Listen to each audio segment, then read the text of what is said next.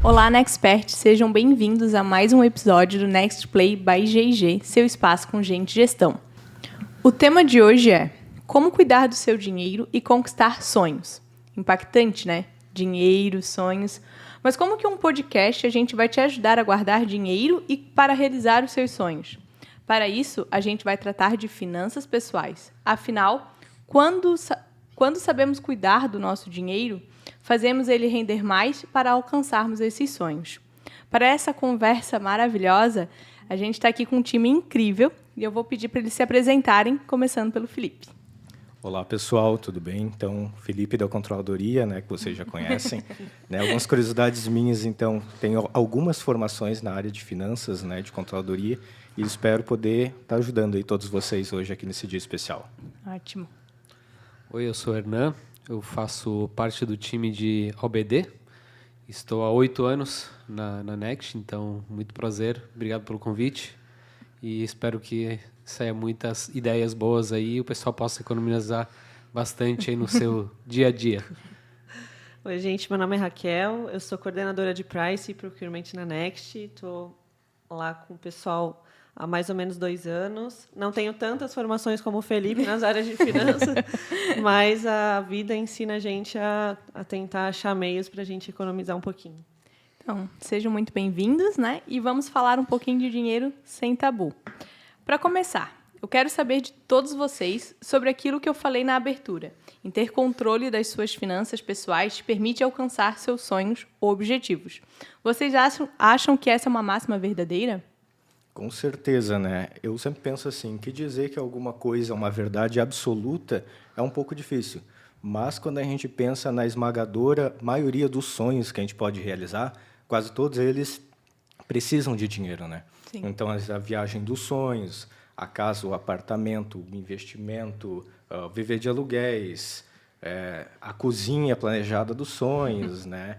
Aí, às vezes, a gente fala assim, mas o meu sonho é mais voltado para a família, construir uma família, ter filho, mas o filho vai precisar de cuidados, né? Vai entrar numa faculdade. Então, pelo menos da minha parte, eu penso que o dinheiro ele vai ajudar na grande maioria dos sonhos. Sim. Não, sem dúvidas, eu acho que o Felipe falou boa parte do que eu penso também.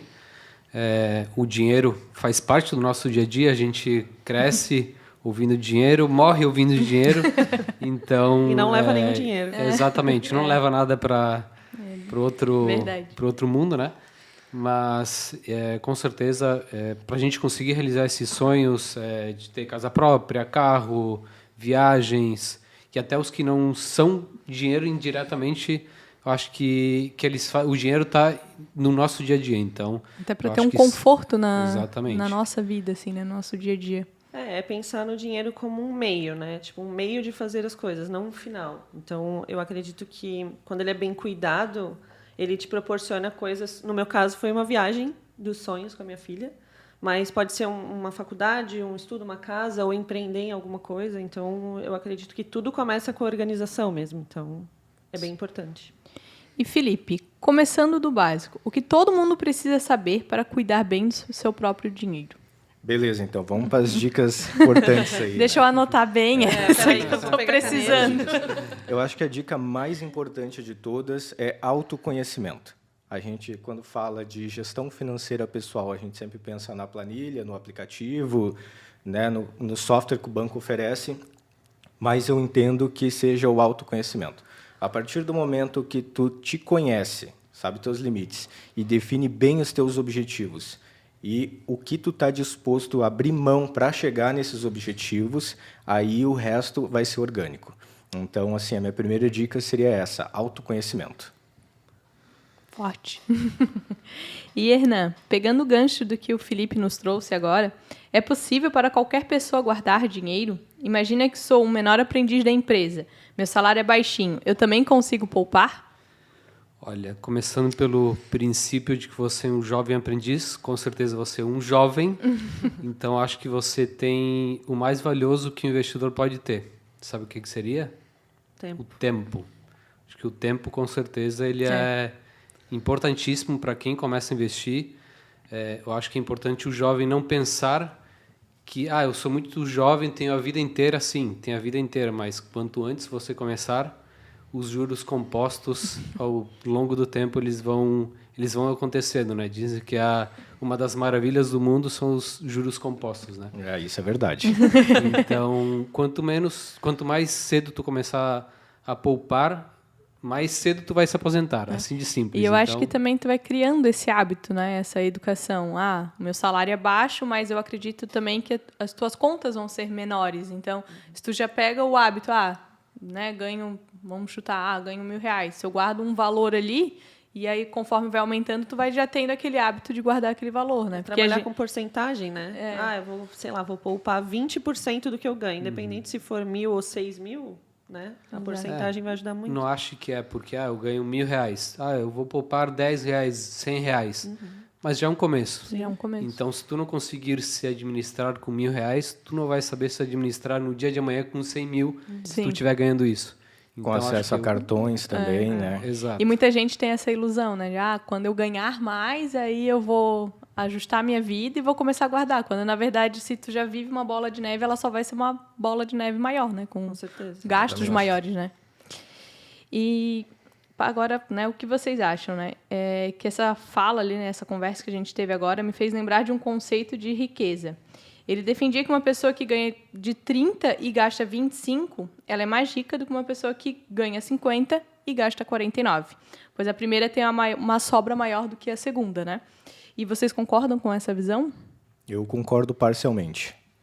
Ih, polêmico já. Polêmico. Se não for polêmico, não vai ter graça, né? Mas antes de explicar o porquê, gostaria de ouvir se os outros também concordam comigo. Né? Eu concordo. Eu acho que riqueza tem mais a ver com liberdade, assim. Então, muitas vezes eu pensava, quando eu comecei lá, que eu ganhava R$150 por mês, né, o quanto sobrava para mim, porque justamente é o que tu falou, né? Não tinha, talvez, tantas obrigações, assim, de pagar e tal. Então, eu já vivi fases que eu ganhava menos e sobrava mais, como fases quando eu ganhava mais e não sobrava nada, né? Então, eu concordo, eu acho que tem a ver, mas eu acho que muda muito a mentalidade, o hábito tem que mudar, sabe? Sim, eu concordo em partes das partes do Felipe, que, digamos, se tu souber como investir esse dinheiro também, porque não adianta sobrar mais e não saber investir esse dinheiro, então é muito importante tu saber como usar esse dinheiro que sobrou, né, também. Essa parte é muito importante também. Pensando em investimento, né? Exatamente, já pensando em investimento. Agora o Felipe, vamos ao parecer dele. Né? O meu parecer é o seguinte, se a gente está falando de matemática pura, o cara que ganha R$1.000 e sobra 500, ele tem mais riqueza que o cara que ganha 5.000 e sobra R$50. Matemática pura é isso, tá? Mas eu entendo a riqueza como dois fatores. Um deles como qualidade de vida e outro crescimento patrimonial. Então, eu vou pegar um exemplo aí bastante agressivo para contextualizar melhor. Vamos pegar o cara que ganha 5.000 e que gasta 3 e sobra 2. E o cara que ganha R$30.000 e não está sobrando nada, ou está sobrando 1.000.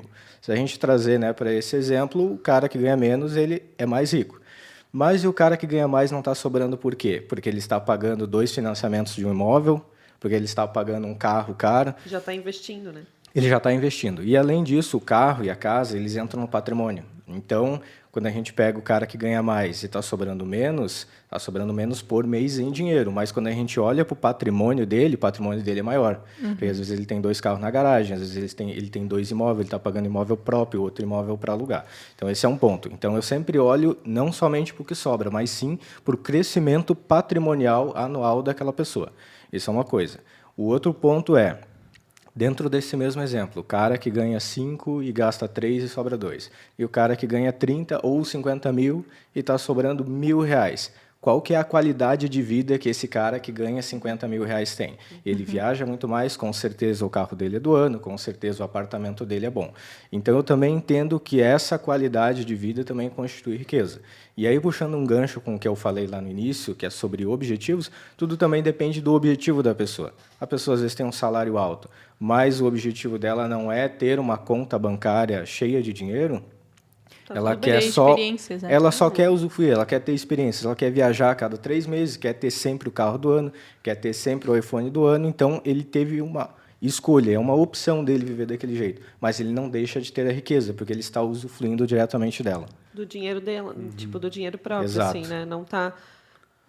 devendo. Exatamente. Não está deixando de viver, né? Vivendo do jeito que ele acha que tem que viver. Exatamente. Então, nesse sentido, eu penso que a riqueza é relativa. Uma coisa é crescimento patrimonial e outra coisa se tu optou por vivenciar ela no agora e não no amanhã. Certo. E pensando nisso, Raquel, o que significa na prática não gastar mais do que ganha?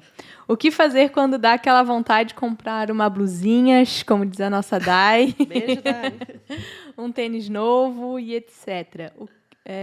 E você sabe, e quando você sabe que tem um dinheiro parado lá, assim, como é se controlar para não gastá-lo? Não é fácil, né? É difícil. Não é fácil. Com tantos Sheins e Shopees por aí, né? Gente, meu carrinho da Shein e da Shopee vivem lotados, tá? Mas vive só o carrinho mesmo, entendeu? Aí hoje no celular direto, a gente fica recebendo, sendo como. bombardeado com promoção, promoção de sapato, promoção de roupa. Eu acho que a gente tem que ter um né? propósito, sabe? Tipo, respeitar o orçamento, né? Claro, tem meses que a gente acaba esbanjando um pouco mais, né? Porque é necessário também. Mas eu acredito que a tentação bate, mas a gente tem que ter um controle ali de não comprar uma blusinha, não pedir um delivery, porque é muito mais fácil, né? A gente chegar, ao invés de chegar lá e cozinhar 2, 3 horinhas, a gente prefere pedir um delivery que a gente vai ver e vai pagar 3, 4 vezes mais do que a gente gastaria para cozinhar. A dica eu acho que colocar quer alguma coisa, coloca na lista, dá uma olhada, demora, sei lá, uns 2, 3 dias para ver se realmente tu precisa daquilo. Tá te cutucando ainda, né? Se passar 2, 3 dias, aquilo ali estiver na tua listinha ainda e tu falar, não, preciso mesmo disso, aí vai e compra. Agora, se não... aquele calor do momento, né? Eu vi uma matéria uma vez que eram 30 dias. Que devia esperar para ver se realmente tu precisava daquilo. Sim. Se realmente tu continua precisando é porque realmente vai lá e compra. É a tal da wishlist, né, que falam. É justamente para isso, para tu deixar ela ali, porque às vezes tu compra no calor do momento. E hoje em dia a gente está numa era de que, tipo assim, eu preciso do iPhone novo. E aí tu tem o iPhone novo, aí tu fala, putz, já tenho, o que eu preciso agora? Então tu sempre está precisando de alguma coisa. E sempre no imediatismo, né? Exatamente. Então nunca para por ali. Então, eu preciso de uma blusa nova para sair esse fim de semana. Aí, no outro final de semana, preciso de outra blusa nova. Que o consumismo, né, de hoje em dia, ele te bombardeia de promoções toda hora. Se tu olha uma blusinha, com certeza vai aparecer uma promoção. De uma calça, de uma bota e de uma bolsa. E assim vai, que combina e assim vai. E aí parece que só aquela calça combina, que só aquela bota, né? Aí tu olha teu guarda-roupa e fala, não tenho nada. E você vê lá 2 guarda-roupas lotados. Então, eu acho que é mais controle nosso mesmo, da gente entender... De não comprar por impulso, de buscar, colocar ali na listinha, ver se realmente precisa dela daqui a 2, 3 dias, uma semana, e aí sim compra. Mas de vez em quando, tu acha que vale ou não vale abrir mão, assim, se permitir um mimo? Cara, eu acho que sim. É necessário, porque senão perde a graça também, né? A gente sempre fica poupando, sempre fica esperando. E aí a gente se pergunta várias vezes, eu trabalho para quê? Né? Será que eu não devo fazer isso? Eu acho que sim, porque senão a gente... vai perder um pouco do propósito de poupar, de guardar. Eu acho que é necessário. Acho que se permitir também, né? Sim, uma pizza de vez em quando, no final de semana. E o poupar eu acho que tem que ter no decorrer do tempo, ele tem que ter o lazer também, né? Sim. Com certeza. Senão ele se torna muito... Não, vou só economizar, comer miojo, ficar só em casa, não. Fica insustentável, né? Se não tiver um pingo de lazer, fica insustentável. É a mesma coisa da dieta, né? E é no longo prazo. E para sustentar no longo prazo, tem que ter algum lazer no meio. É só aquela questão, o quanto que eu vou me permitir. Não é se permitir tudo, né? Tem que dar uma segurada. Não é permitir tudo todos os dias. Minha filha esses dias me pediu, mãe, eu queria comida japonesa segunda-feira. Aí eu falei, não, segunda-feira, né? Acho melhor não, vamos deixar pro final de semana, porque se deixar, a gente acaba pedindo todos os dias pela praticidade, né? Exato. E até uma coisa que a gente comentou ainda no início, né, do podcast, que quando a gente morre, a gente não leva nada. Então, também, realmente, né, ter esse equilíbrio de guardar, poupar, saber, né, quais são os seus objetivos, mas também viver o agora. Tem momentos, talvez, com a tua família que tu não sabe se tu vai viver de novo, né? Às vezes, ir num restaurante com os teus pais, ir num restaurante com os teus filhos, né? Tem um filho pequeno, então, levar ele num hotel que seja legal para ele brincar, para ele se divertir. Né? Então, também eu acho que é super válido, né? Sim. E vocês acham que a responsabilidade financeira de vocês, ela começou desde a infância, né? Vocês tiveram bons exemplos em família ou aprenderam durante a vida mesmo, assim, caindo e levantando? Eu ainda estou caindo e levantando. Eu ainda estou aprendendo. A minha foi desde a infância. Eu tive um bom exemplo com a minha mãe, mas eu sempre fui apaixonado por números. Né? Então, para vocês terem noção, na primeira série eu já fazia todas as operações básicas. Então, eu sempre fui apaixonado por números. Então, isso é um dom, né? A minha veio desde cedo e sempre me ajudou bastante. Ótimo. Isso é bom, não. Eu em casa não tive tanto assim bons exemplos, né? O meu pai e minha mãe sempre foram de ganhavam e já gastavam o que tinham, investiram um pouco também, né? Eles têm casa própria hoje, mas sempre viveram no dia a dia. Nunca foram muito de ensinar a economizar, a guardar. Eu mesmo que fui sempre um pouco mão fechada, minha mãe sempre brincou, falava, essa mão fechada, abre a mão. Mas eu sempre fui um pouco mais de economizar. E os tombos do dia a dia, da vida, vão te levando também a aprender um pouco mais. Hoje também, a facilidade que a gente tem quando eu era jovem, muitos anos atrás, né? Não tinha tanta informação como tem hoje, muitos né? anos atrás. Muitos anos atrás. Hoje em dia tem muita informação gratuita, se quiser, na internet, YouTube, vídeos, palestras, tu tem muita informação. Se tu quiser realmente aprender sobre finanças e como economizar hoje, só não acha que não quer. Realmente, com Wi-Fi e com celular, tu já consegue se inteirar um pouco mais de acesso, né? bastante acesso, que antes não tinha muito, né? Tu falasse de bolsa de valores, era falar só dos ricos, né? Tinham acesso praticamente. Então, hoje já mudou bastante. Como disse o Bruno esses dias, hoje, se a gente quiser, a gente é sócio da Apple, né? É só a gente comprar uma açãozinha ali com R$200 e pronto, né? Exato. O meu foi caindo e levantando também. Eu não tive uma educação financeira muito boa em casa, assim, meus pais eles não vinham dessa doutrina de ensinar educação financeira para a gente. Tive aí épocas que ganhava bem e gastava muito, endividada. Tive essas partes, principalmente faculdade, né? Porque como meus pais eles não tinham, sempre meu pai que trabalhou, minha mãe não trabalhava.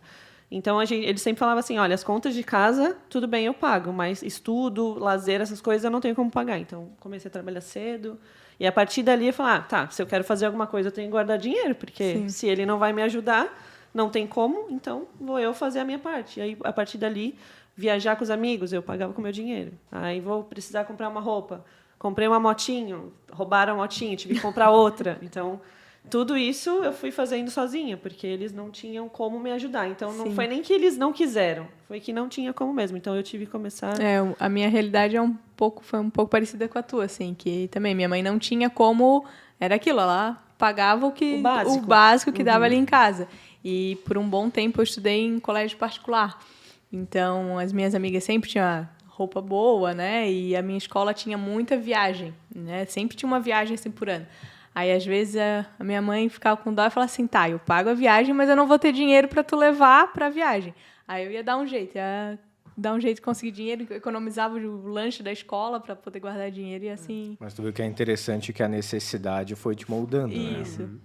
Faz, né? Então, e é exatamente o que a gente falou. Eu tinha um objetivo, queria viajar com a escola. Então, vou economizar, vou atrás, vou procurar como ter na época, né, eu não tinha dinheiro nenhum, então ter o dinheiro para poder ir, né? O meu foi isso também. Com 13 anos eu comecei a trabalhar. Trabalhei numa loja de shopping, na época aquelas final de ano, sabe? Que Natal que você trabalha. E aí depois eu fui trabalhar um mês depois numa papelaria. Trabalhei um tempão. E ganhava R$150. E o pessoal da minha rua lá ia viajar. E aí a minha mãe, não vai porque não tenho dinheiro. Melhor coisa do mundo foi um dia falar, não, eu vou, eu tenho dinheiro. Comecei a trabalhar, eu tenho dinheiro. E aqueles R$150, gente, rendia que parecia... rendia, né? O Bruno, né, que sempre conta que o primeiro emprego dele, ele tinha um salário de R$150 e no primeiro mês, R$100 ficou na lanchonete, né? Só pra coxinha. É coisa linda quando a gente fala os primeiros salários, né? O meu primeiro foi R$350. Nossa, que delícia. Bom já. Tava rico. Tava rico, né? Bem legal. E pior que a gente se achava, né? Ganhava, tenho... Não, mas pra época era dinheiro, era né? Querendo ou não. Não é o 150 de hoje, né? Sim. E até a gente jovem, né? Acaba não tendo muito o que gastar, então, conseguia lá comprar um tênis que tu queria, uma também blusinha, na alguma época, coisa. né? R$20 de gasolina era infinito, né? Sim. Hoje eu boto 50 por dia, né? Tipo assim, se deixar. E Felipe e Hernan, na prática de verdade, quais as técnicas vocês usam assim no dia a dia de vocês? Né? Exemplo, planilhas, aplicativos, o que vocês utilizam assim? Eu não tenho assim uma planilha, não tenho um aplicativo. foi como a gente conversou agora há pouco, foi se moldando. Eu fui conseguindo me moldar aos poucos, guardar, sempre fui de economizar. Mas, claro, na medida que vai passando o tempo, tu vai adquirindo mais experiência, vai ganhando um pouco mais, querendo ou não, tu vai se aprimorando no teu trabalho. Então, tu vai conseguindo economizar um pouquinho mais, tu vai construindo mentalmente as tuas economias. Eu sempre fui de economizar mais ou menos de 10% a 15% de tudo que eu ganhava. Então, com isso eu consigo comprar carro. Hoje em dia a gente conseguiu comprar, casado com a Pri, a gente conseguiu comprar 2 terrenos. Então, a gente conseguiu ir construindo um patrimônio aos poucos, que fez com que a gente conseguisse adquirir os nossos sonhos aos poucos. E eu acho que é uma das máximas, eu acho que do mundo financeiro.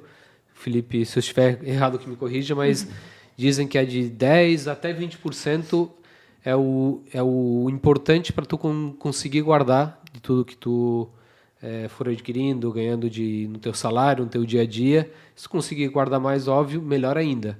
E não deixar esse dinheiro parado, porque a gente vive num país que tem inflação anualmente, então se tu deixar embaixo do colchão, literalmente, o teu dinheiro, isso não é investir, é só guardar, mas o teu poder de compra vai diminuindo. Vai estar diminuindo. Então, tu tem que saber aprender um pouco, investir esse dinheiro para tu não perder da inflação.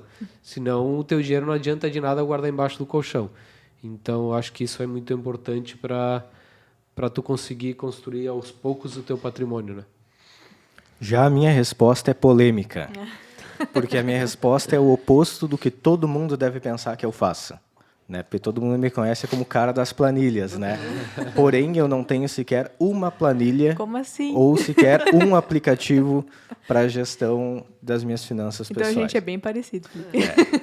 E vou explicar o porquê, tá? Porque sempre que a gente fala de gestão financeira, todo mundo pensa, vou para a planilha, vou lançar tudo, vou lançar o cartão de crédito, né? Então, vou trazer um pouquinho da minha experiência para vocês. Por muitos anos eu já fiz planilhas e criei planilhas maravilhosas, cheias de gráfico, toda automatizada, integrada com banco, cheio de coisa, cheio de frufru. Né? Só que a minha pergunta para vocês é o seguinte, eu penso que a maioria das pessoas que estão nos assistindo hoje trabalha o dia inteiro no computador, e lançando, e vendo documento, e vendo comprovante, e trabalhando com planilha. O cara sai, vai para a faculdade e fica no computador. Aí eu pergunto para vocês, você vai chegar em casa e vai abrir o computador e vai ficar meia hora lançando o cartão de crédito? Vai na sorveteria e depois lançar em casa que tu gastou na sorveteria. Exatamente, não vai. E aí o que acontece? Tá, mas eu tenho força de vontade e vou fazer isso. Aí a minha segunda provocação vai ser, tá, você vai criar um histórico, uma base de dados. Você vai pegar aquela base de dados, vai olhar e vai reduzir o custo? Você realmente vai cortar o custo? Ou só vai ficar olhando? Ou só vai ficar olhando? Não, e analisar mesmo, porque leva tempo. Né? Exatamente. Então, eu penso que assim, se você for gerar uma informação e não for tomar nenhuma decisão base àquela informação, você só está perdendo tempo. E o tempo é precioso. Porque todo mundo trabalha, todo mundo estuda, ou tem alguma atividade paralela, ou tem que cuidar do filho, ou vai fazer um exercício, ou tem algum outro hobby. O tempo é precioso. Se você vai gastar um tempo para fazer algo que você não vai tomar uma decisão base naquilo, você já está perdendo tempo. Então, como que eu fiz? Se eu perguntar para qualquer um de vocês aqui, vocês vão saber me dizer quanto que vocês pagam de aluguel, quanto que vocês pagam do financiamento, quanto que é a parcela do carro, quanto que vocês gastam com isso ou com aquilo. Então, para que você vai fazer, por exemplo, uma planilha para identificar o que tu já sabe? Assim como eu falei no Meetup, eu penso que a gente tem que trabalhar para frente. O para trás é só se tu realmente precisa da base histórica para tomar uma decisão estratégica. Então, por exemplo, no meu caso, em vez de eu fazer uma planilha para avaliar minhas despesas pessoais, eu tenho uma planilha para eu controlar os investimentos. Porque aí sim, eu vou olhar como que rendeu a carteira e aí sim eu vou tomar uma decisão. Essa ação eu vou vender, essa aqui eu vou comprar, essa eu vou comprar mais, essa eu vou carregar, etc.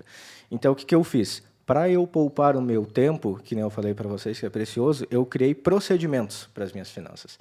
Então, eu coloquei todas as minhas despesas que são fixas, eu coloquei no débito automático, para o dia X, que são 5 dias depois que eu recebo o meu salário, e aí aquele valor ali ele vai debitar todos os meses. Não tem variação. E todos nós temos várias contas que são fixas. Sim. E aí eu peguei todas as contas de consumo, que são streamings, entre outras assinaturas, e coloquei num cartão de crédito específico. Então, isso também fica muito fácil.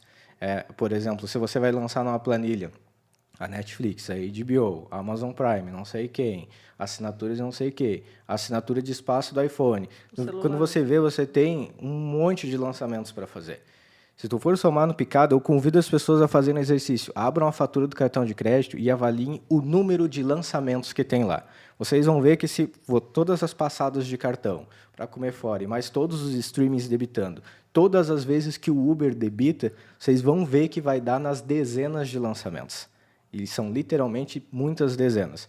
Então, aquilo ali vai ser maçante de lançar. Então, o que acontece? Eu controlo somente a fatura do cartão.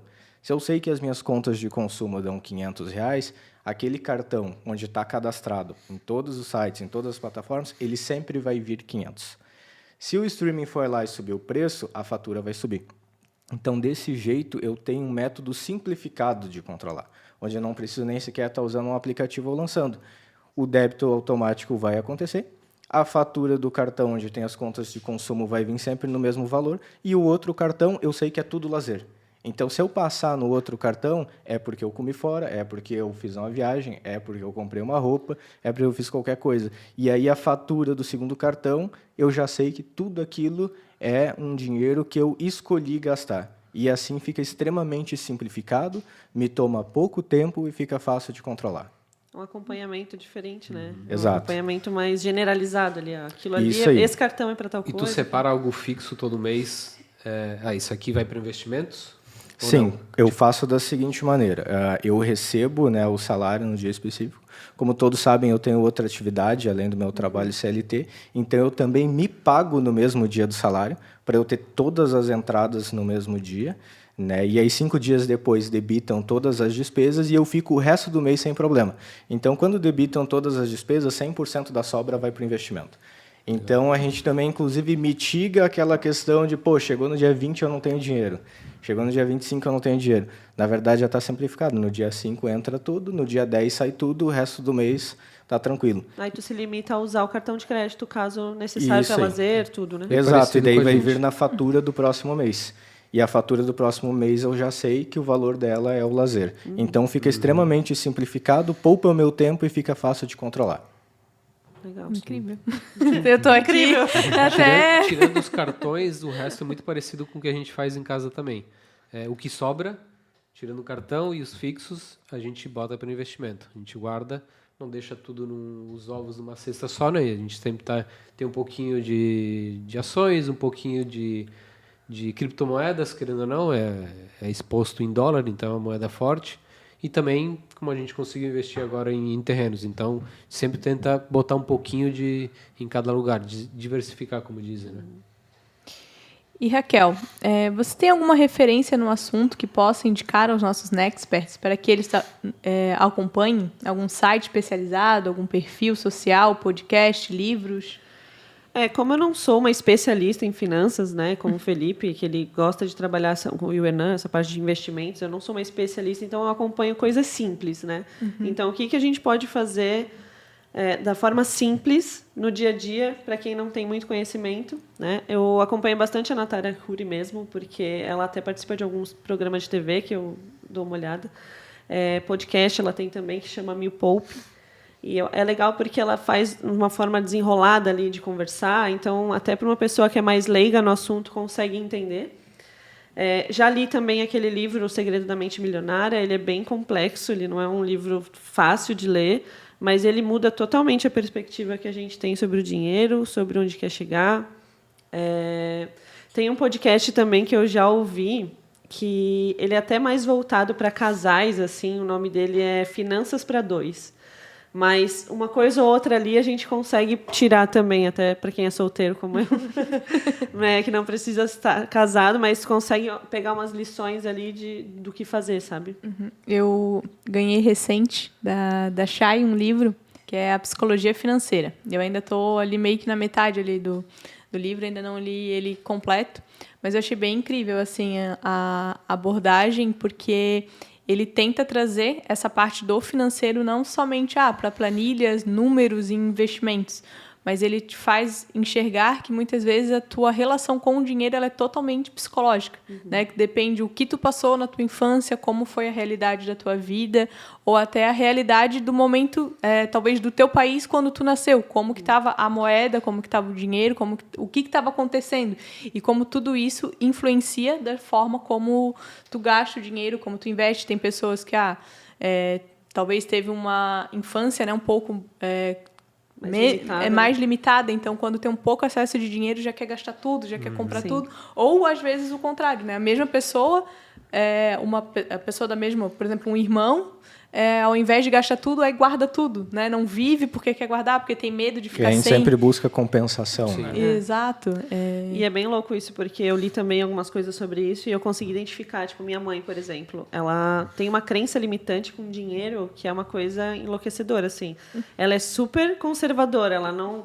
Nossa, se fizer isso, pode sujar meu nome, pode, sabe? Então tem umas coisas assim, ela é bem medrosa, mas aí eu entendendo, até na terapia, quando eu comentei sobre isso, ela falou sobre isso, a terapeuta. Ela falou que provavelmente a época que ela viveu tinha algumas limitações, né? Por exemplo, o mercado. Se eu vou no mercado com ela, eu falo para ela, mãe, o mercado é compra para a semana. Na outra semana a gente compra, já pode ter promoção. Aí ela compra 5 açúcares, ela compra 3 arroz. Em quantidade. Porque na época dela passou por alguns momentos que tinha que comprar ali na hora, porque daqui a uma semana ia estar muito mais caro, sabe? Então tem umas coisas a ver. Né? A título de curiosidade, né, já teve uma época onde se você fosse no mercado e não comprasse, se você voltasse em casa para buscar o dinheiro, o preço não estava já não tinha mudado, provavelmente né? foi nessa época aí, porque ela fala muito sobre isso. Inflação diária era, né? Isso. Exatamente. Eu vejo muito que eu vivi isso com ela ali, esse medo ali, né? Essas coisas. Então foi complicado de mudar o mindset. Assim também, né? Que eu saí de casa levando para esse lado de compras, assim, né? Eu comecei a reparar assim que às vezes eu ia no mercado e para minha necessidade um pacote de arroz estava o suficiente, mas quando tu mora com a tua família, né, com muita gente, tem que ser um monte de arroz, E aí eu ficava com vergonha de passar um pacote de arroz, um pacote de feijão, porque assim, eu só vou levar isso. Porque não era a tua realidade, exato, né? só que para mim era o suficiente, né? Você tava morando só eu e meu filho, não precisava de muito mais. Que engraçado. E às vezes é a nossa cabeça, eu tenho que comprar um monte, tem que abastecer, tá com a despensa cheia, mas só na semana que vem lá e comprar, né? A minha mãe fala assim, não, eu vou comprar porque se eu precisar, não vai ter em casa, eu tenho que sair de novo. Mas pegando o gancho, tu tinha comentado e perguntado para ela sobre quem tu acompanhava nas redes sociais. Eu gostaria de dar 2 dicas de alguém que eu acompanho muito, que eu acho que são 2 pessoas muito boas de finanças no Brasil. Eu gosto bastante, muitos talvez conheçam. Um é o Bruno Perini, gosto muito do conteúdo dele. E também o Gustavo Cerbasi, que são 2 que quem conseguir dar uma olhadinha no Instagram, eles são... Eu gosto muito do método deles. Bruno Perini até é sócio do Thiago Nigro, que é muito conhecido também, né? Sim. Então, primo rico. Exatamente. Então, são 2 pessoas que eu gosto muito de acompanhar nas redes sociais que são de finanças, né? E você, Felipe, tem alguma indicação para nós? Investidor Sardinha. Conheço também. Tá. E agora eu vou fazer uma pergunta para todos, né? Mas quero que respondam considerando públicos diferentes. Vou começar pelo Hernan. Pensando no nosso público mais jovem, né? Que adora uma festa, viagens, mora na casa dos pais, né? Tem aquela coisa de querer roupa nova, roupa de marca, assim, né? Então, começando ali a vida financeira deles. Qual a mentalidade eles devem cultivar desde já para serem, né, pessoas prósperas financeiramente, assim, no futuro? Olha, eu acho que, como todo jovem, ele pensa primeiro que é imortal e segundo que nunca vai envelhecer, né? Então, e que as festas vão ser eternas, né? E que é rico. Então, eu acho que... E acho que nunca vou começar mais tarde a investir. Sim. Mas não, como a gente falava no começo do podcast, começa nem que seja 10, 20, 100 reais por mês, até porque o jovem geralmente ganha pouco, né? Então, começa aos pouquinhos, porque o eu de amanhã vai agradecer bastante. Então, se tu começar bem cedo, guardando aqueles 100 reais, que não vão te doer muito hoje, o dia de amanhã tu vai poder se aposentar talvez com 40 anos. Vai estar tranquilo. Então, esse dinheirinho que tu quer gastar para festa, ou vai gastar com bebida, ou para sair tomar uma cerveja, eu digo, o processo tem que ser leve também, né? Não dá para ficar só em casa, também, tem que aproveitar. Mas guarda um dinheirinho aos pouquinhos, vai investindo, como a gente falava, também não guarda embaixo do colchão, mas vai investindo, vai estudando, vai se aprimorando. e eu acho que o resultado no comecinho vai ser bem leve. Talvez tu bota R$100, tu vai ver, vai render R$2 no mês que vem. No comecinho, sim, é dolorido, tu vê o rendimento que é bem baixo, mas os juros compostos com o decorrer do tempo, tu vai conseguir investir mais depois, porque aos poucos tu vai ganhando mais dinheiro, então a ideia é que tu consiga investir cada vez mais. Então essa bola de neve vai ir crescendo e tu vai ver que valeu a pena lá no comecinho, quando teus amigos só pensavam em sair, só fazer festa, e tu estava investindo nem que seja um pouquinho, tu vai estar lá na frente. Então, acho que isso aí é o mais importante. Não achar que é muito cedo. Uma coisinha até besta. Esses dias eu fui pega de surpresa, porque eu tinha deixado, acho que 20 e poucos reais numa caixinha de algum... Eu acho que foi do Nubank, se eu não me engano.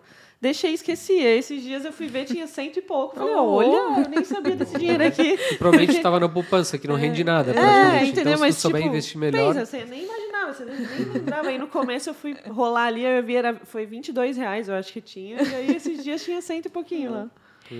E, Raquel, agora pensando, né, numa pessoa que, ao decorrer da vida, né, foi acumulando dívidas. Passou anos sem organizar suas finanças, abusou do cheque especial, né, usava um cartão para pagar o outro, né, e foi virando aquela bola de neve. Qual o teu conselho para ela se organizar, sair do buraco ali, né, prosperar? Olha, eu acho que, primeiro de tudo, a gente tem que ter calma e falar, cara, tá tudo bem, porque quem nunca, né? Eu acho que talvez o Felipe não. Mas quem nunca passou por isso em algum dia, né? Ou, sei lá, tu se mete numa dívida que tu achava que ia dar conta de pagar, né? Então, o primeiro passo que eu sempre faço fazia até mais, era quando tem uma dívida, bota ela no papel, vê o que é realmente, deixar ela palpável, sabe? O quanto eu devo, o que eu devo. Colocar tudo no papel, ver na massa, né, quanto que é, e tentar renegociar já, sei lá, dar o primeiro passo para mim. Eu acho que é importante, sabe? Tu chegar e ali ligar para as companhias lá que tu deve ou alguma coisa assim, já colocar. Se tu não conseguir pagar ela inteira, né, que o ideal é tu já negociar já para pagar à vista, mas se não conseguir, achar uma forma de deixar uma parcela que cabe no bolso também, porque não adianta tu pagar uma dívida e se endividar de novo, né? Então, parcela, sei lá, em 12 vezes, mas numa parcelinha que cabe no teu bolso. Eu acho que para o dia a dia, assim, para as pessoas que vivem isso, eu acho que é o mais interessante mesmo. E entender, principalmente, o que te levou àquilo, sabe? O que me levou a dever. Então, para eu não repetir para eu não repetir esse processo de novo, né? E eu acho que também, talvez seja um pouco pesado falar isso, mas também talvez tu assumir a responsabilidade daquela dívida, né? Por exemplo, às vezes, tu tá devendo um valor, aí por um acaso entrou o teu 13º, né? Que é um valor extra, né? Que não é algo no mês que tu vai ganhar. Ao invés de vou tentar pagar aquela dívida, não, vou gastar porque aquela dívida já está lá mesmo, vou deixando, né? Então, negligenciar a dívida, né? E eu acho que as pessoas negligenciam as dívidas por diversas formas. Ou às vezes porque recebe o dinheiro e ele não quer gastar com aquilo, quer fazer outra coisa, né? E às vezes a pessoa também trava quando vê que a dívida está muito grande, em vez de ir lá e resolver, ela já tá assim. Fica enrolando e aí vira uma bola de neve. É bem difícil as pessoas que buscam renegociar, que a instituição não renegocie. É muito difícil acontecer. Sim. Então, acho que a disciplina de você falar, cara, tem uma dívida, preciso pagar, o início vai dali, sabe? E também depois que tu conseguir renegociar, tu, sei lá, celebrar, assim, sabe? Porque é uma vitória, realmente, tu chegar e se livrar daquilo que está fazendo tu perder o sono, sabe? Eu ainda vi essa semana uma matéria que dizia que 77% dos brasileiros têm dívidas. Então, se tu conseguir guardar R$1, tu já está na frente da grande maioria dos brasileiros. Então, é bastante. Sim. Então, exatamente. É uma falta de educação financeira muito grande no país. Sim, que é muito importante reverter isso. E até tomando um pouco do gancho que a Raquel trouxe, né? De falar assim, de não ter vergonha, né? Tipo, a maioria das pessoas acabam tendo dívidas, então muita gente dá um jeito de esconder que tem, ou tenta viver uma vida que não é dela, né? Só para esconder aquela dívida, né? Como disse o Felipe, negligenciar. Mas, na verdade, é algo que acontece, né? Então, ir atrás... 77% das pessoas passam por isso. Ir atrás para realmente tu sair dessa realidade, não ficar deixando ela se tornar algo que toma conta da tua vida, literalmente. Agora uma provocação. Como é que a gente tem esse indicador com tanta informação disponível na mão para todo mundo? Já pararam para pensar como que isso acontece? Isso é muito simples. Do mesmo jeito que a gente vai se especializando na carreira, em tudo na nossa vida, o mercado também vai. Então, vocês já pararam para pensar que hoje o mercado é especialista em vender? E ele vende tudo. Ele vende serviços que, às vezes, você nem percebe que está contratando. Basta tu pegar qualquer fatura e olhar a composição da fatura e tu vai ver a pá de serviço que tem ali que você nem sabe que você contratou. E o maior vendedor de todos é esse cara aqui. Está na mão de todo mundo. Então, imagina você ter... Minhas blusinhas da Shein que diga, realmente. Imagina um vendedor que está disponível 24 horas por dia, que sabe todos os seus gostos e que pode te acessar a qualquer momento. Esse é o celular. Então, é o melhor vendedor que existe e ele vai conseguir vender para você. Então, o mercado está especialista em vender, o banco é especialista em vender um monte de tarifa e taxa duvidosa que cai lá na sua conta e você não vê no cartão de crédito, né? Eles vendem os empréstimos, vendem o cheque especial, tudo está sendo vendido e o cara está comprando e não está percebendo.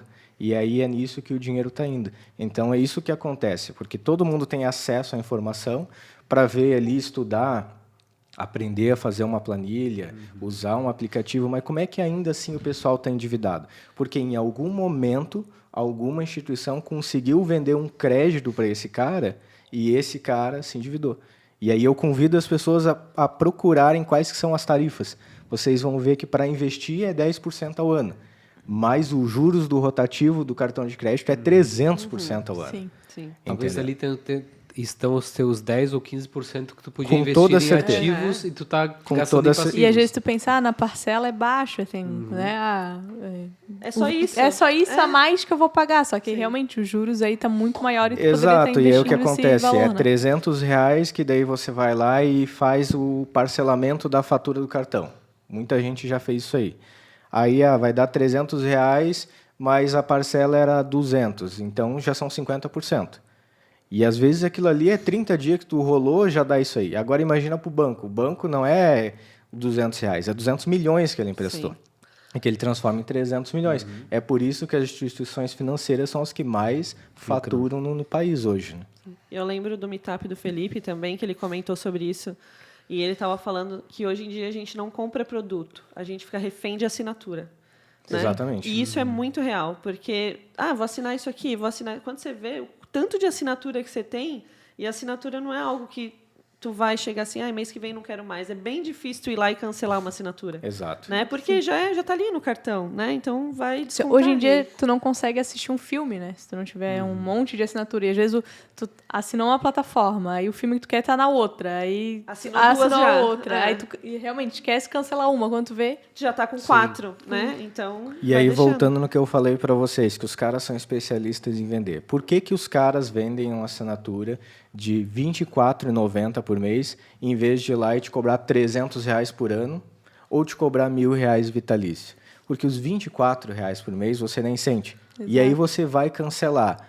Já tentaram cancelar? Pega assim, vou cancelar 5 assinaturas, para tu ver o tempo que tu vai levar. Para quem tem 5 horas disponíveis no dia, tu vai acessar, não vai conseguir, não vai achar o botão, vai chamar o suporte, vai mandar o link, vai fazer a verificação. E vai desistir. Aí você pensa assim, mas é R$24, eu vou assistir o negócio.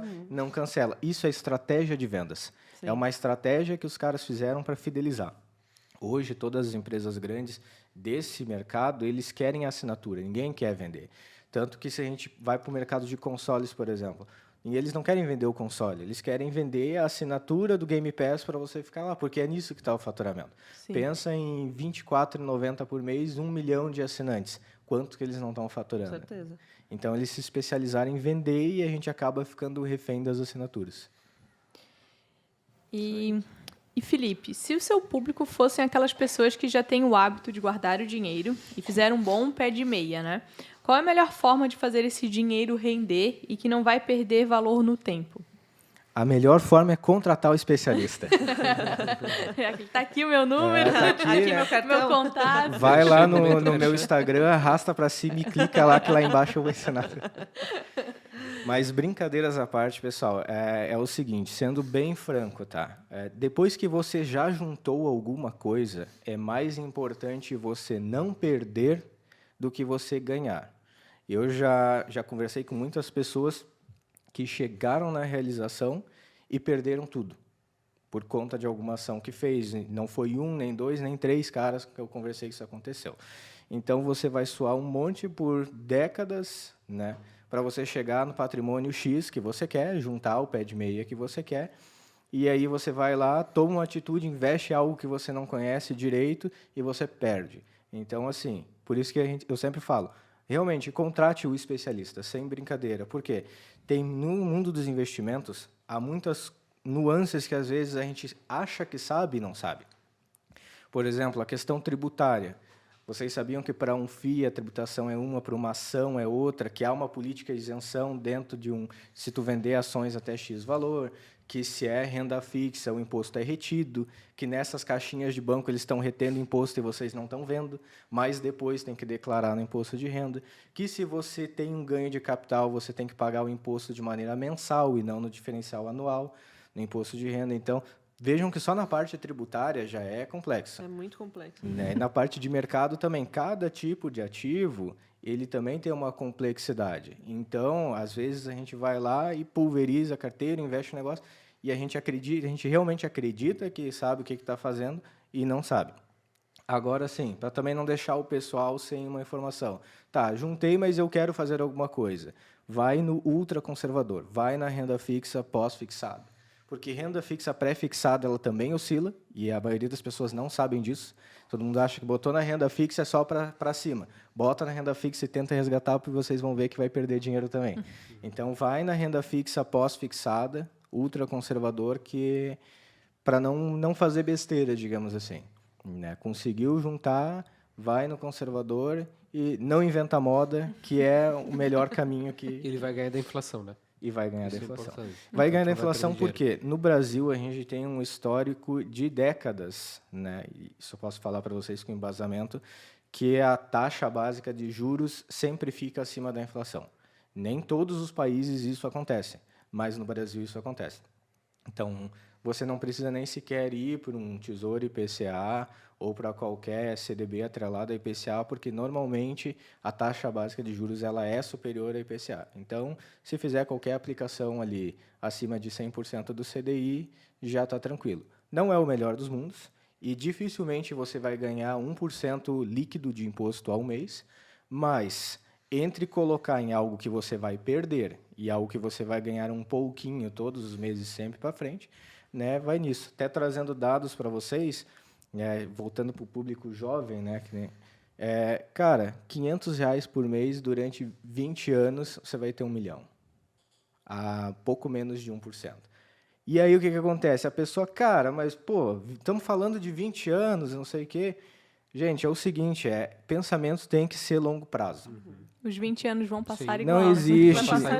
Não existe o curto prazo. E daí eu convido o pessoal a fazer o seguinte, pega o cara aí, a maioria de pessoas de 35 e 40 anos que você conhece, e converse e vê se o cara tem uma carteira gigante de investimentos.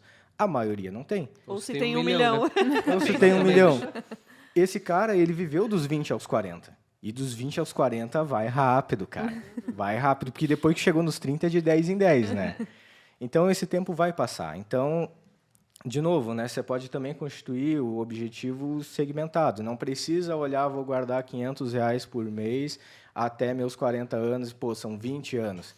Cara, bota uma meta ali, em 5 anos eu quero chegar em quanto? Em 10 anos eu quero chegar em quanto? Aí você vai vendo as metas sendo cumpridas, você vai se automotivar.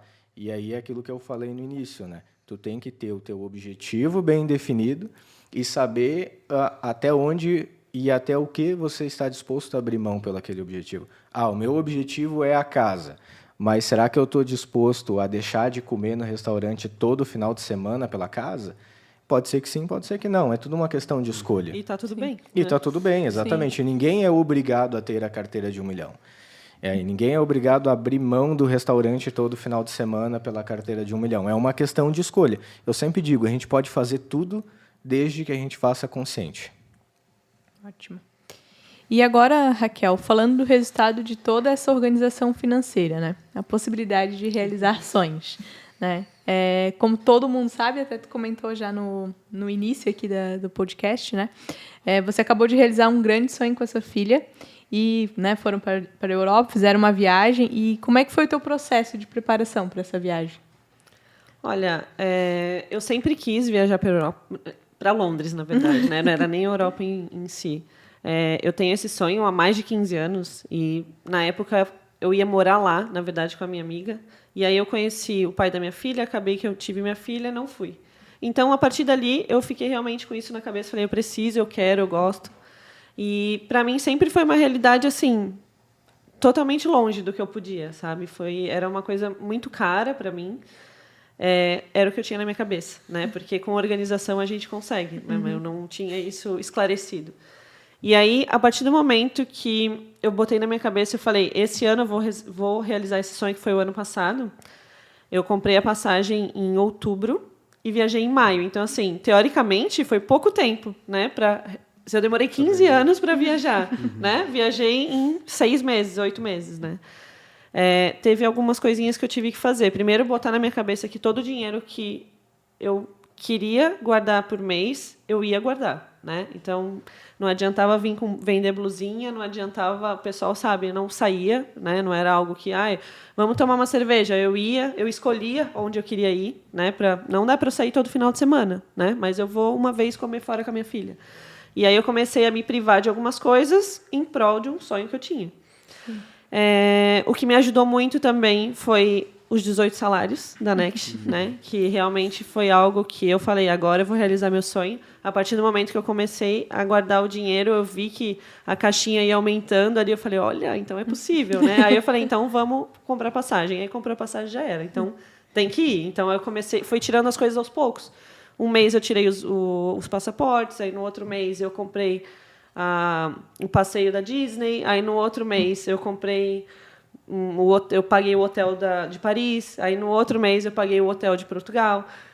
Portugal, até falei com sotaque, né? E aí, quando chegou na data da viagem, que foi em maio, graças a Deus a gente bateu a meta. E isso me ajudou muito. Eu reservei todo o dinheiro que eu ganhei na meta para viagem. Então, assim, eu voltei da viagem sem nenhuma dívida. Eu voltei da viagem até brincando, falando, agora eu estou pagando as coisas em Libra. Mentira, eu não usei o cartão em nenhum momento, porque eu sabia que os juros eram absurdos e eu não queria fazer isso. E aí eu peguei todo o dinheiro da meta, coloquei nessa caixinha para render também e falei, tudo que eu for gastar lá vai ser daqui. Quando eu cheguei lá, como adolescente, né, tem outro... aí tem um outro desafio, né? Antes de eu ir viajar, eu coloquei tudo numa planilha, mostrei para ela o quanto custou essa viagem. Além de ser um sonho para mim, eu falei para ela, além de ser um sonho que eu estou realizando, mas olha o quanto custou. Eu até escutei do Felipe, o Favoreto, ele falou para mim, o melhor de tu ir realizar um sonho é tu mostrar o mundo para tua filha, porque ela está tendo essa oportunidade com 14 anos, eu tive com 40. Né? Então, ela tinha que entender o quanto custou isso para mim. E aí eu mostrei ali para ela, não foi fácil, e fiz ela fazer uma caixinha também, antes da gente viajar. Fiz uma tabelinha, falei, se a gente conseguir juntar todos esses valores aqui, a gente, quando viajar, vai ter 13 mil reais para gastar. Então, claro que ela não chegou, né? Porque ela queria outras coisas no meio do caminho, mas a gente conseguiu juntar 600 reais lá, porque foi dela, não foi meu, né? E aí ela conseguiu gastar e lá, sempre quando ela queria comprar uma coisa, eu lembrava, tá vendo? Se tu não tivesse gastado, tivesse economizado mais, a gente ia conseguir comprar mais coisa. E aí o que eu fiz? Peguei meu dinheiro todo que eu tinha, fui viajar, dividi por dia, né? Vou passar, 2 dias em Portugal, 3 e 5 dias em Paris. Então, eu peguei tudo que eu tinha em euro, dividi por dia, falei, Isabela, a partir de hoje a gente tem tantos euros para gastar por dia. Seja comprando coisa, ou seja fazendo passeio, ou seja qualquer coisa. E aí fiz ela participar disso também, porque é caro, né? Não é uma coisa barata. Para ela ter um entendimento, né? Exatamente, para ela ter um entendimento de que não é só chegar lá, né? Que dinheiro não dá realmente em árvore. E aí, em Londres, que eu fiquei mais tempo, né? Porque a minha amiga mora lá, ainda bem que eu não tive que pagar hospedagem. Muito obrigada, amiga. Porque é muito caro, eu consegui ficar 17 dias em Londres. Sim. E aí, fiquei lá, mas no mesmo esquema. Peguei todo o dinheiro que eu tinha em Libra, falei para ela, a gente tem, tantas libras por dia. Aí, teve um dia que ela queria comprar algo mais caro, eu falava, tudo bem, a gente vai comprar, mas amanhã a gente não vai poder comprar nada. Então, se for passear amanhã, a gente vai sair para comer alguma coisa e tal, e voltar. E ela participou desse processo, sabe? Então, foi bem legal. eu acho que planejamento é tudo. E eu não achava que isso era possível. Então, a partir do momento que eu consegui fazer, eu falei, gente, é possível, né? Antes era possível para mim guardar um dinheirinho para fazer uma coisa ou outra, mas fazer uma viagem desse tamanho, para mim, ficar 30 dias fora, sabe? Então, foi bem bom. E agora, talvez, né, tu levar de lição para outros objetivos, né? Com certeza. E até mesmo para a vida, assim, né? Como tudo a gente vem falando, talvez para investir, né? Para tu utilizar em outros momentos.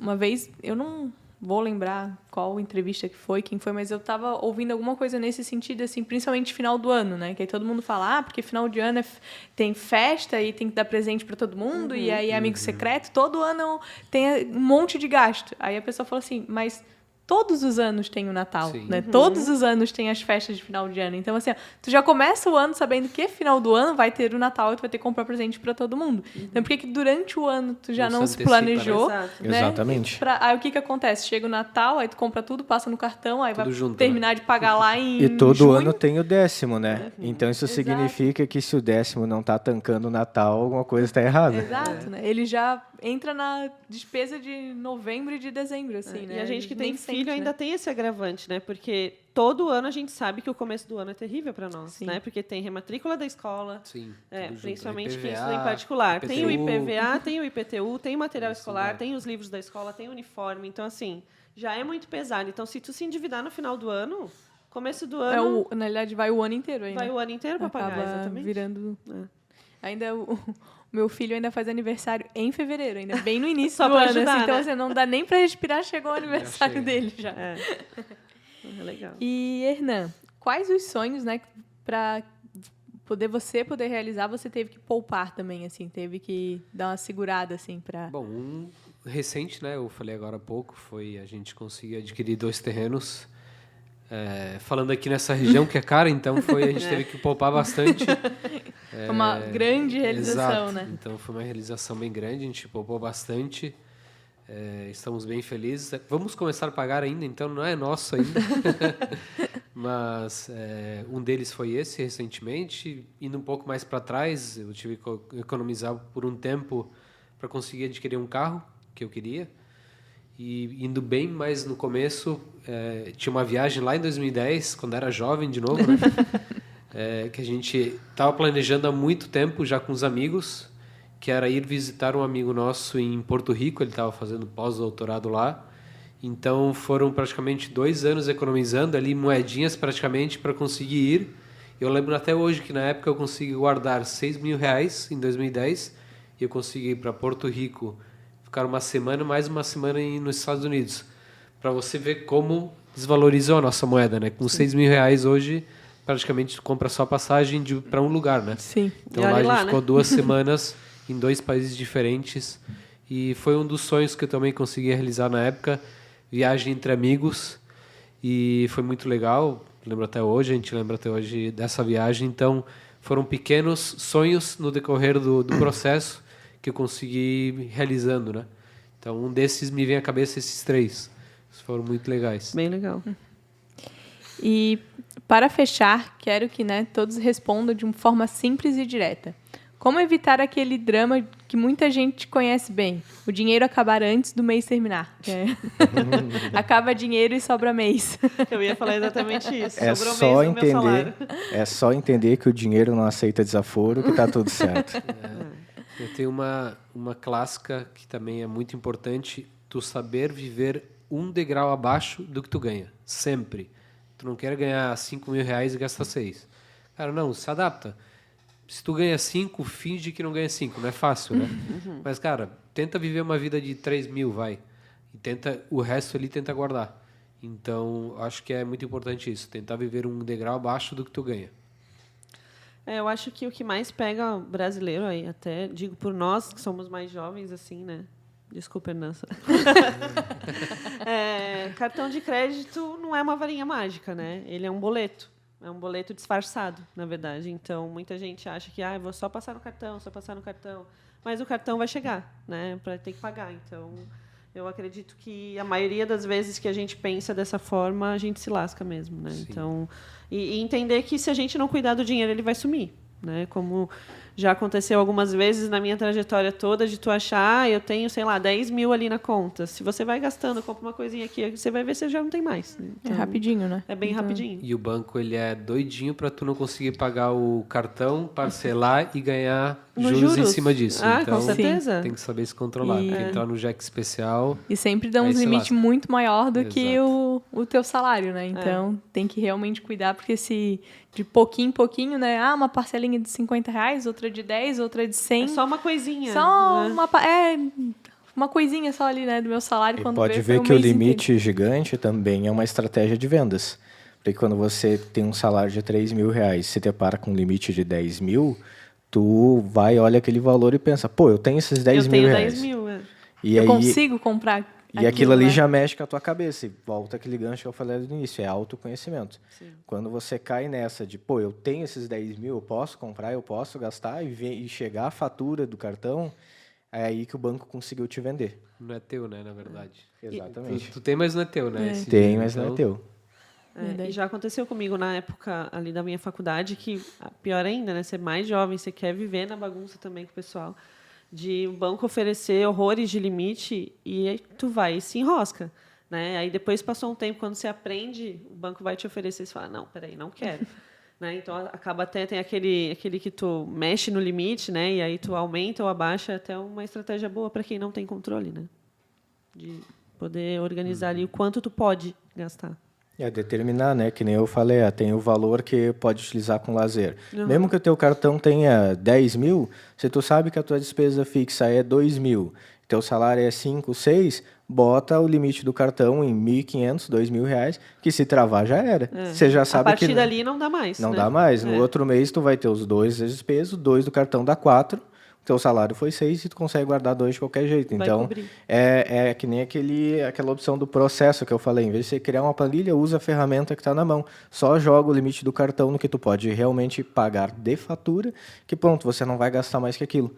E aí não interessa no que tu vai gastar, né? Exatamente. Tipo assim, se é um cafezinho, se é um delivery, não interessa. Interessa vai que tu gastando. pode gastar tanto, né? E aí tu vai escolhendo. São escolhas, né?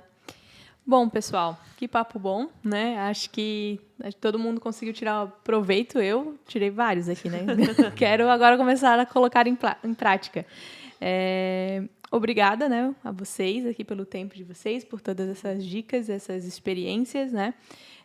Também obrigada a todos que estão nos ouvindo, né, que nos escutaram até aqui. E até mais um episódio do Next Play by GG.